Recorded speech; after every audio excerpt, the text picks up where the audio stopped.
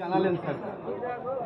একটাই আমাদের আবেদন থাকলো স্যারের কাছে যে স্যার আমরা প্রথমে স্যারকে জানালাম যে আপনি সুস্থ থাকুন, দীর্ঘজীবী হন, আপনি আরও দীর্ঘদিন আমাদের মাঝে থাকুন, সুস্থ হয়ে আমাদের বীরভূমকে আরও সুন্দর বীরভূম উপহার দিন।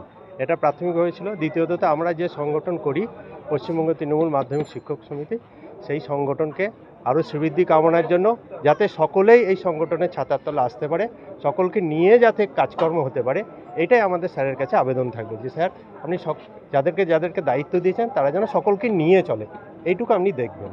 সন্দীপদা, তাহলে কি বলা যায় যে আপনাদের এখন প্যারালালি ভাবে সংগঠনটা চলছে?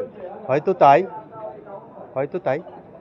মানে আপনারা কাকে চাইছেন এই মুহূর্তে? না, আমরা চাইছি যোগ্য নেতৃত্ব হাল ধরুক এবং সকলকে নিয়ে চলুক। এখন যিনি আছেন তিনি কি যোগ্য নন? সেটা তো ঠিক করবেন ওনারা, যারা ঊর্ধ্বতন কর্তৃপক্ষ আছে তারা ঠিক করবেন। আমরা যেটুকু অসুবিধা, সেই অসুবিধার কথাটা আমরা জানালাম।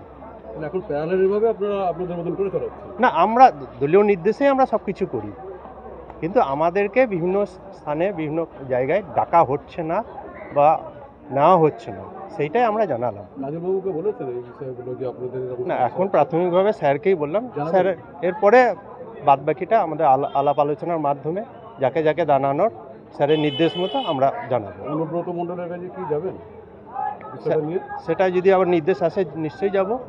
নির্দেশ যেমন আসবে সেরকম। এখন আপাতত আমাদের দলের চেয়ারম্যান যিনি রয়েছেন তার কাছেই আমরা প্রাথমিকভাবে জানাবো।